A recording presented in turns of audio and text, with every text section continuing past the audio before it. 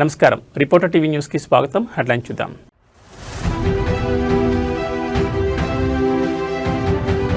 Davos పర్యటన ముగించుకుని అమరావతి చేరుకున్న చంద్రబాబు సచివాలయంలో రాష్ట్ర స్థాయి బ్యాంకర్ల సమావేశంలో పాల్గొనున్న సీఎం.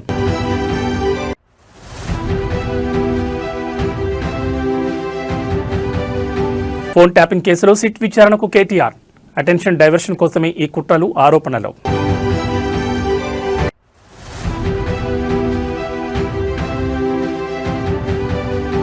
జేసీ వర్సెస్ కేతిరెడ్డి సవాళ్లు ప్రతి సవాళ్లతో తాటిపత్రిలో హైటెన్షన్.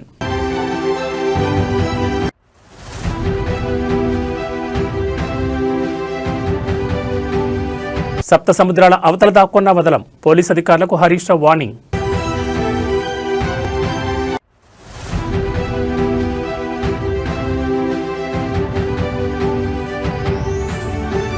జూబ్లీహిల్స్ సిట్ ఆఫీస్ దగ్గర ఉద్రిక్తత, బీఆర్ఎస్ నేతలు పోలీసుల మధ్య తోపులాట. ఇక డీటెయిల్స్ చూస్తే ప్రపంచ ఆర్థిక వేదిక సదస్సులో పాల్గొనేందుకు స్విట్జర్లాండ్లోని దావోస్ వెళ్లిన ఆంధ్రప్రదేశ్ ముఖ్యమంత్రి చంద్రబాబు నాయుడు తన పర్యటనను విజయవంతంగా ముగించుకుని ఈరోజు అమరావతికి చేరుకున్నారు. దావోస్ పర్యటనలో రాష్ట్రానికి భారీగా పెట్టుబడులు ఆకర్షించడమే లక్ష్యంగా పలు అంతర్జాతీయ సంస్థల ప్రతినిధులతో సీఎం భేటీ అయ్యారు. గన్నవరం విమానాశ్రయం చేరుకున్న ముఖ్యమంత్రికి మంత్రులు, ఎమ్మెల్యేలు మరియు ఉన్నతాధికారులు ఘనంగా స్వాగతం పలికారు. స్వాగతం పలికిన వారిలో మంత్రులు అనగాన సత్యప్రసాద్, వంగలపూడి అనిత, కొల్లు రవీంద్ర, సవిత, కొలుసు పార్థసారథి ఉన్నారు. అలాగే ఎమ్మెల్యేలు భాష్యం ప్రవీణ్, గద్దె రామ్మోహన్, యార్లగడ్డ వెంకట్రావు, వర్ల కుమార్ రాజా, కాగిత కృష్ణప్రసాద్, వసంత కృష్ణప్రసాద్ తదితరులు ముఖ్యమంత్రికి పుష్పగుచ్చాలు అందించి స్వాగతం పలికారు. సచివాలయంలో జరిగే రాష్ట్ర స్థాయి బ్యాంకర్ల సమావేశంలో సీఎం పాల్గొంటారు. రాష్ట్ర అభివృద్ధి పథకాలకు రుణాల మంజూరు, ప్రాధాన్యత రంగాలకు ఆర్థిక చేయూతపై చర్చించనున్నారు. సాయంత్రం గోదావరి పుష్కరాల నిర్వహణపై ఉన్నత స్థాయి సమీక్ష నిర్వహించనున్నారు. భక్తులు కల్పించాల్సిన వసతులు, ఘాట్ల నిర్మాణం, భద్రతా ఏర్పాట్లపై అధికారులకు దిశానిర్దేశం చేయనున్నారు.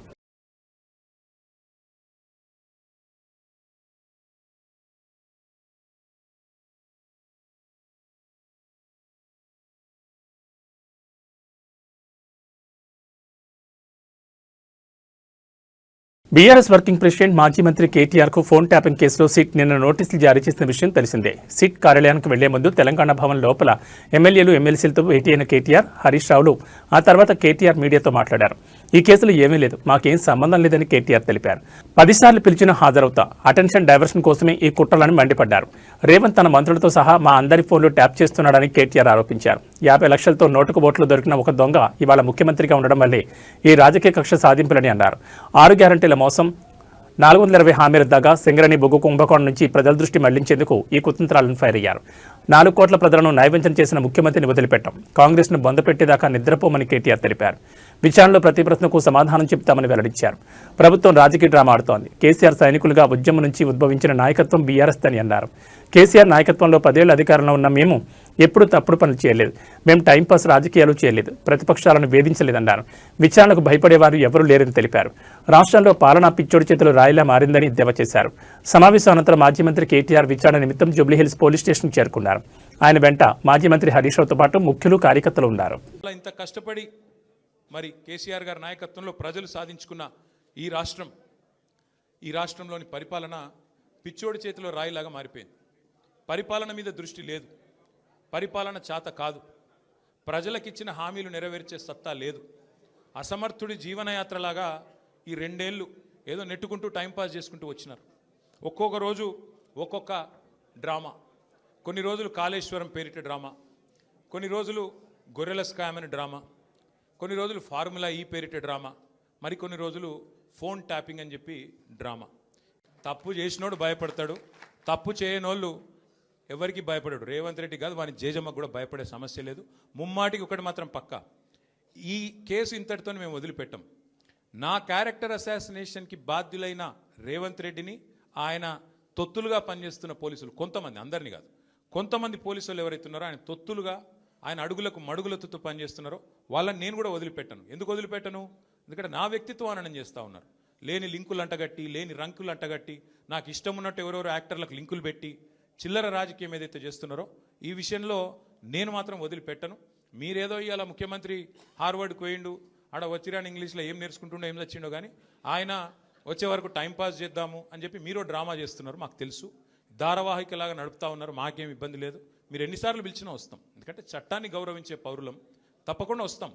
మేము తప్పు చేయలేదన్న మాటనే చెప్తాము. మీరు ఎన్ని రకాల డైవర్షన్ గేమ్లు ఆడినా మేము మాత్రం అర్జునుడి కన్ను ఎట్లయితే ఆనాడు తన గురి మీదనే ఉండనో అట్లే మా గురి మొత్తం కూడా ఈ ప్రభుత్వ అసమర్థత మీద, మీ అవినీతి మీద. అనంతపురం జిల్లాలోని తాడిపత్రిలో ఎప్పుడు ఏదో పొలిటికల్ హీట్ కొనసాగుతూనే ఉంటుంది. సవాళ్లు ప్రతి సవాళ్లతో జేసీ వర్సెస్ కేతిరెడ్డిగా పరిస్థితి ఉంటుంది.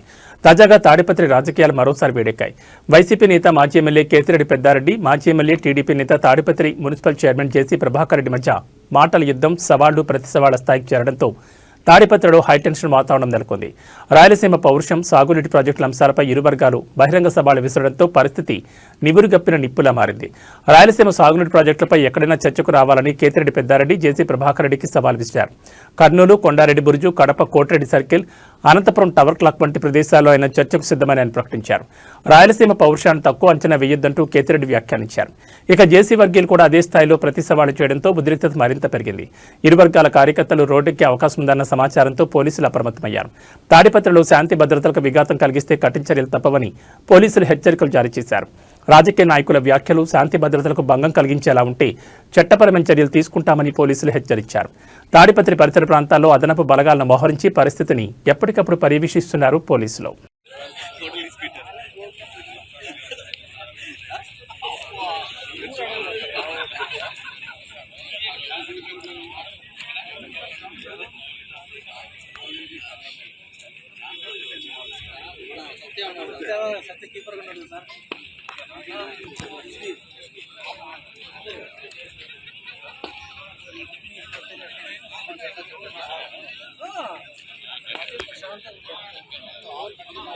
అంతే కదా, ఆఫీస్ నుంచి పంపించినారు.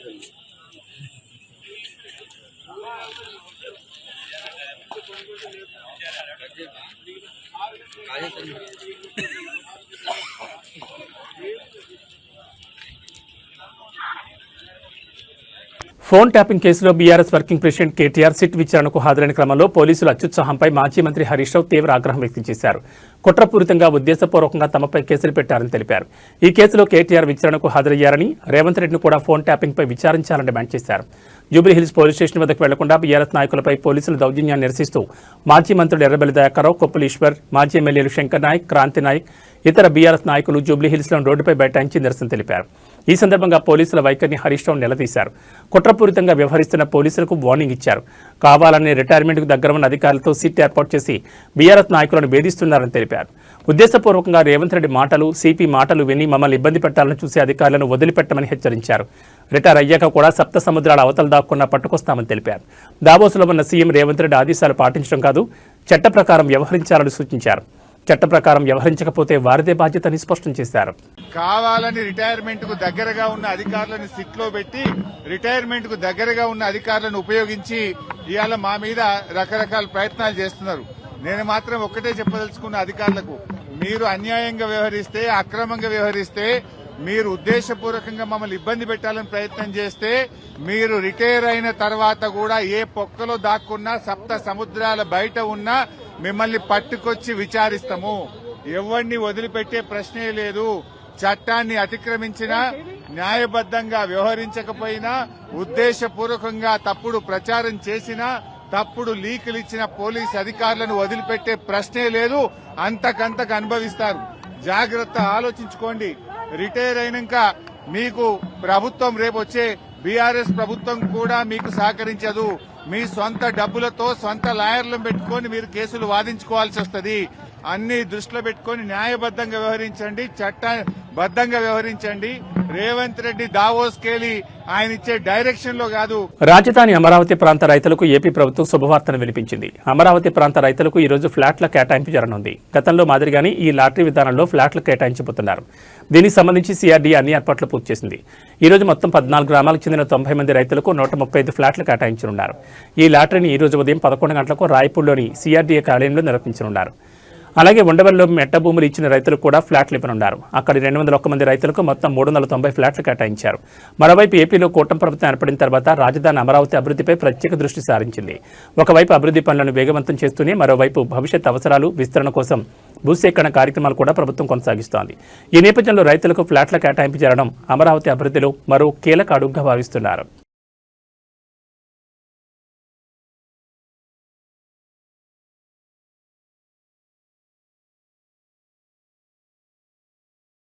ఏపీలో సంచలనం సృష్టించిన సుమారు 3,500 కోట్ల మద్యం కుంభకోణం కేసులో ఎన్ఫోర్స్మెంట్ డైరెక్టరేట్ దర్యాప్తును వేగవంతం చేసింది. ఈ కేసులో భాగంగా వైఎస్సార్ కాంగ్రెస్ పార్టీ ఎంపీ మిథున్ రెడ్డి హైదరాబాద్లోని ఈడీ ప్రాంతీయ కార్యాలయంలో విచారణకు హాజరయ్యారు. గత ప్రభుత్వ హయాంలో మద్యం విధానం రూపకల్పన, టెండర్ల కేటాయింపు, నిధుల మళ్లింపులో అక్రమాలు జరిగాయన్న ఆరోపణలపై ఈడీ అధికారులు ఆయన ప్రశ్నిస్తున్నారు. ఇప్పటికే ఆంధ్రప్రదేశ్ పోలీసులు ప్రత్యేక దర్యాప్తు బృందం నమోదు చేసిన ఎఫ్ఐఆర్ ఆధారంగా మనీ లాండరింగ్ కోణంలో దర్యాప్తు చేపట్టిన ఈడీ మిథున్ రెడ్డి స్టేట్మెంట్ను పీఎంఎల్ఏ చట్టం కింద నమోదు చేస్తోందని సమాచారం. ఈ కేసులో గతంలోనే మిథున్ రెడ్డిని సిట్ అరెస్ట్ చేయగా ప్రస్తుతం ఆయన బెయిల్పై ఉన్న సంగతి తెలిసిందే. ఇదే కేసులో మరోవైపు ప్రధాన నిందితులు ఒకరిగా ఉన్న మాజీ ఎంపీ విజయసాయిరెడ్డిని ఈడీ అధికారులు గురువారం విచారించారు. సుమారు 7 గంటల పాటు ఆయనపై ప్రశ్నల వర్షం కురిపించారు. విచారణ అనంతరం విజయసాయిరెడ్డి మాట్లాడుతూ మద్యం విధానంతో తనకు నేరుగా సంబంధం లేదన్నారు. అంతా రాజ్ కసిరెడ్డి ఆధ్వర్యంలోనే జరిగిందని పేర్కొన్నారు. మద్యం అమ్మకాల ద్వారా వచ్చిన ఆదాయాన్ని నిబంధనలకు విరుద్ధంగా మళ్లించారని ఆరోపించారు. షెల్ కంపెనీల ద్వారా హవాలా మార్గంలో సొమ్మును విదేశాలకు చేరవేశారనేది ఈడీ ప్రధాన అనుమానంగా పేర్కొన్నారు. వరుసగా 2 కీలక నేతలను ఈడీ విచారించడంతో ఈ కుంభకోణం కేసు ఏపీ రాజకీయాల్లో మరింత వేడిని పెంచుతోంది. రానున్న రోజుల్లో మరికొందరు కీలక నేతలు కూడా ఈడీ నోటీసులు ఇచ్చే అవకాశం ఉందని తెలుస్తోంది. BRS working president KTR phone tapping కేసులో విచారణకు హాజరయ్యారు. విచారణ సందర్భంగా న్యాయవాదులను సైతం లోపలికి అనుమతించలేదు. ఇదిలా ఉంటే కేటీఆర్ విచారణ సందర్భంగా పోలీసులు అత్యుత్సాహం ప్రదర్శిస్తున్నారు. ఇప్పటికే రాష్ట్ర వ్యాప్తంగా బీఆర్ఎస్ నేతలు, విద్యార్థి విభాగం నాయకులను అర్ధరాత్రి నుంచి అదుపులోకి తీసుకోగా జూబ్లీహిల్స్ పీఎస్కు భారీగా చేరుకున్న బీఆర్ఎస్ నాయకులు, కార్యకర్తలను అరెస్ట్ చేశారు. మరోవైపు తెలంగాణ భవన్ వద్ద కూడా పోలీసులు ఓవరాక్షన్ చేశారు. కార్యకర్తలు బయటకు వెళ్లకుండా పోలీసులు అడ్డుకున్నారు. కార్యకర్తలు బయటకు వెళ్లకుండా తెలంగాణ భవన్ గేట్లు మూసివేసేందుకు యత్నించారు. దీన్ని అడ్డుకోవడంతో పోలీసులు, బీఆర్ఎస్ కార్యకర్తల మధ్య తోపులాట జరిగింది. ఈ తోపులాటలో పలువురు కార్యకర్తలు గాయపడ్డారు.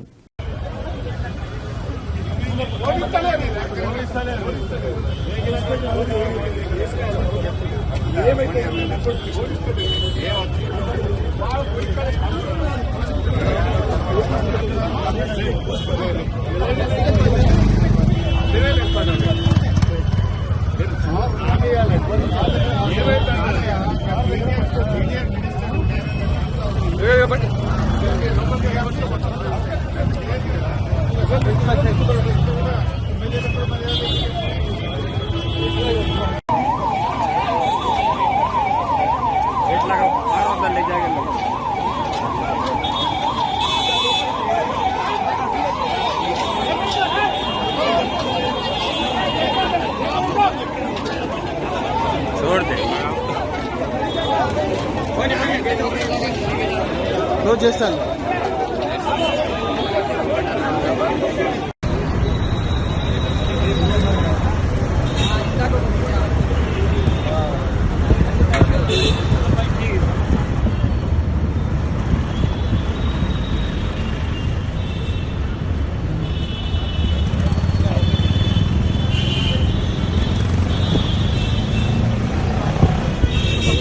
సంస్థ నారాయణపురం మండల కేంద్రంలో కాంగ్రెస్ కార్యకర్తలు అత్యుత్సాహం ప్రదర్శించారు. ఎక్సైజ్ శాఖ నిబంధనల ప్రకారం నిర్ణీత వేళలో తెరిచి ఉన్న వైన్ షాపుల వద్దకు వెళ్లి యజమానులతో వాగ్వాదాన్ని దిగారు. తమ ఆదేశాలు పాటించకపోతే ఆ తర్వాత మీ ఇష్టం, ఫలితం తీవ్రంగా ఉంటుంది అంటూ బహిరంగంగానే బెదిరింపులకు దిగారు. అధికార పార్టీ అండ చూసుకుని ఇలా సామాన్య వ్యాపారాలను భయపెట్టడంపై స్థానికులు మండిపడుతున్నారు. నిబంధనలు అమలు చేయాల్సిన బాధ్యత పోలీసులది, ఎక్సైజ్ శాఖది కాగా రాజకీయ కార్యకర్తలు ఈ విధంగా పెత్తనం చెలాయించడం ఏంటని ప్రజలు సూటిగా ప్రశ్నిస్తున్నారు. కాంగ్రెస్ కార్యకర్తల ఈ ఓవరాక్షన్పై సోషల్ మీడియాలో విమర్శలు వెల్లువెత్తున్నాయి. ప్రభుత్వం మీదే కదా, మీకు అంతగా మద్యంపై వ్యతిరేకత ఉంటే నేరుగా రాష్ట్ర వ్యాప్తంగా మద్యపాన నిషేధం చేయించవచ్చు కదా అంటూ నెటిజన్లు ఎద్దేవా చేస్తున్నారు. కేవలం వైన్స్ యజమానులను బెదిరించి తమ ఆధిపత్యాన్ని ప్రదర్శించడం ఏంటని విపక్షాలు మండిపడుతున్నాయి. ఈ ఘటనపై ఉన్నతాధికారులు స్పందించాలని, శాంతి భద్రతలకు విఘాతం కలిగిస్తున్న వారిపై కఠిన చర్యలు తీసుకోవాలని స్థానికులు కోరుతున్నారు.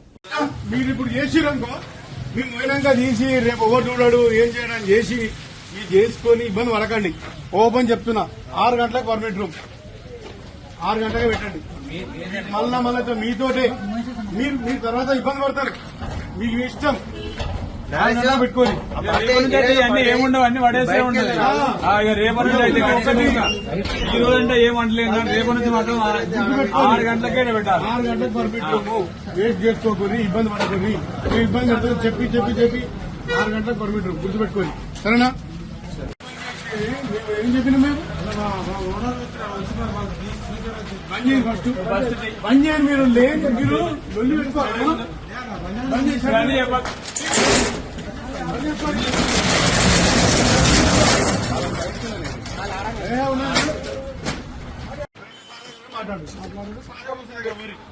మొర పెట్టుకోరు. ఇక మాత్రం లోకల్లో నేను చెప్తున్నాను, తీసి 1 గంట లేదు.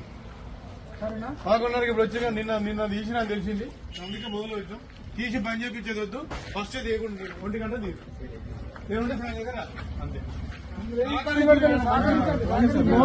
మా సార్ చెప్తానే వస్తానే ఉన్నాం.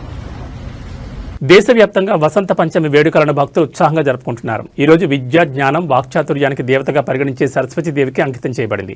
ఈ రోజున జ్ఞానం, విద్య, కళలలో విజయం కోరుతూ ప్రజలు సరస్వతీదేవిని పూజిస్తారు. ఈ రోజు విద్యార్థులు, ఉపాధ్యాయులు సృజనాత్మక రంగాల్లో ఉన్నవారికి చాలా ముఖ్యమైనది. ఈ రోజు మారుతున్న ఋతువుల ప్రారంభం, వసంతకాలం ఆగమనాన్ని సూచిస్తుంది. వసంత పంచమి నాడు సరస్వతీదేవిని హృదయపూర్వకంగా పూజించడం వల్ల చదువుపై దృష్టి పెట్టడానికి, జీవితంలో సానుకూల మార్పులు వస్తాయని నమ్ముతారు. నిర్మల్ జిల్లాలోని బాసర శ్రీ జ్ఞాన సరస్వతి అమ్మవారి ఆలయంలో వసంత పంచమి వేడుకలు ఘనంగా జరుగుతున్నాయి. భక్తులతో కిక్కిరిసిపోయింది బాసర పుణ్యక్షేత్రం. వసంత పంచమి సందర్భంగా అమ్మవార్లకు ప్రత్యేక పూజలు నిర్వహించారు. తెల్లవారుజాము నుంచే ప్రత్యేక అక్షరాభ్యాసం, కుంకుమార్చన పూజలు మొదలయ్యాయి. వేకువజాము నుంచే భక్తుల రద్దీ కొనసాగుతోంది. వివిధ రాష్ట్రాల నుంచి భారీ సంఖ్యలో భక్తులు తరలివచ్చారు. కిటకిటలాడుతున్న క్యూ లైన్లు, అర్ధరాత్రి నుంచి చదువుల తల్లి దర్శనం కోసం బారులు తీరారు భక్తులు. కొనసాగుతున్న చిన్నారుల అక్షరాభ్యాస శ్రీకార పూజలు జరుగుతున్నాయి. గోదావరి నదిలో భక్తుల పుణ్యస్నానాలు కొనసాగుతున్నాయి. వసంత పంచమిని పిల్లలకు పాఠశాల విద్య ప్రారంభించడానికి శుభప్రదంగా భావిస్తారు.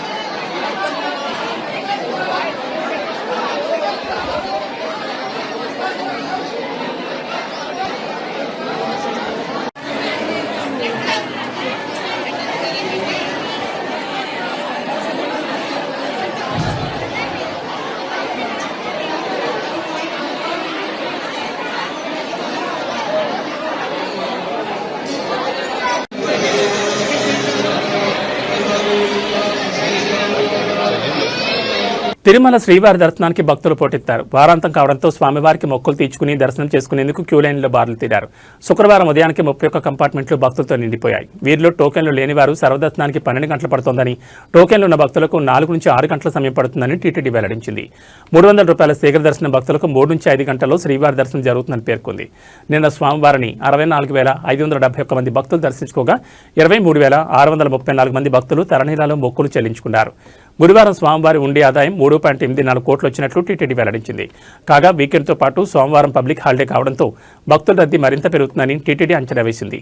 భక్తులకు ఎలాంటి ఇబ్బందులు కలగకుండా ఏర్పాట్లు చేస్తోంది.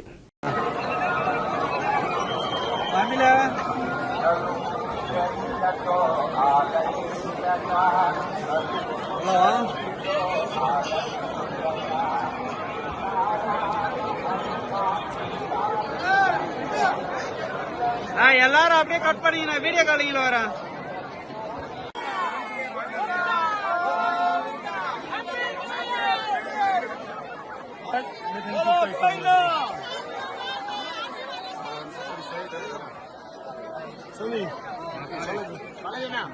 கோவிந்தா போலோ.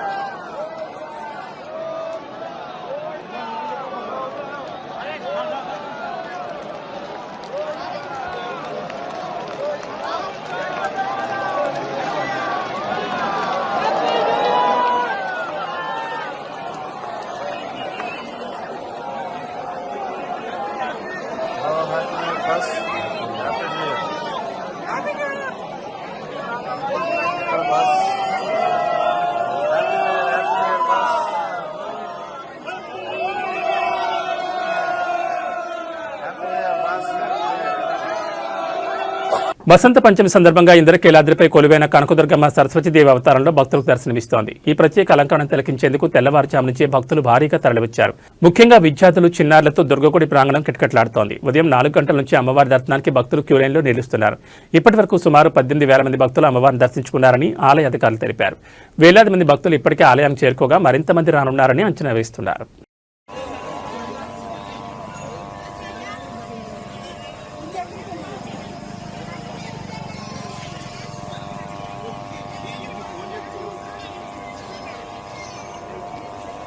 మహారాష్ట్రలో రాజకీయ రగడ రాజుకుంది. నేత సహార్ షేక్ నగరమంతా పచ్చరంగులకు మారిపోవాలని చేసిన వ్యాఖ్యలకు బీజేపీ నేత నవనీత్ కౌర్ గట్టిగా స్పందించారు. పచ్చరంగు కావాలంటే పాకిస్తాన్ వెళ్లాలని, ఇక్కడ కాషాయం మాత్రమే నడుస్తుందని ఆమె హెచ్చరించారు. దీనిపై సహార్ షేక్ స్పందిస్తూ తన పార్టీ జెండా రంగు పచ్చ అనే ఉద్దేశంతోనే ఆ మాట అన్నారని వివరణ ఇచ్చారు. पूरा ग्रीन करने के लिए पाकिस्तान जाना पड़ेगा. इस देश में है तो भगवा और नीला ही चलेगा, दूसरा कोई रंग नहीं चल सकता है. ये याद रखना. छत्रपति शिवाजी महाराज ने जब बोला था कि ये राज्य में जो धर्म के लिए हम काम कर रहे हैं, जो महाराष्ट्र में रह रहे हैं, ये धर्म के लिए हम जिएंगे भी और मरेंगे भी. किसी ने कितना भी कुछ बोला, ग्रीन करेंगे, हरा करेंगे, तो तुम्हारे सपने भी सच नहीं हो सकते हैं. ये याद रखना. इस देश में ऐसे कार्यकर्ता, ऐसे भक्त और हमारे जैसे लोग, हम पॉलिटिक्स में भी हैं, राजकारण में भी हैं, पर हमारे विचार, हमारे छत्रपति शिवाजी महाराज के विचार लेके ये खून में दौड़ते हैं. जब तक ये खून खत्म नहीं होगा तब तक भगवा इस देश से कोई हटा नहीं सकता. इतना याद रखना. ఇవి బులెటిన్ విశేషాలు. నమస్కారం.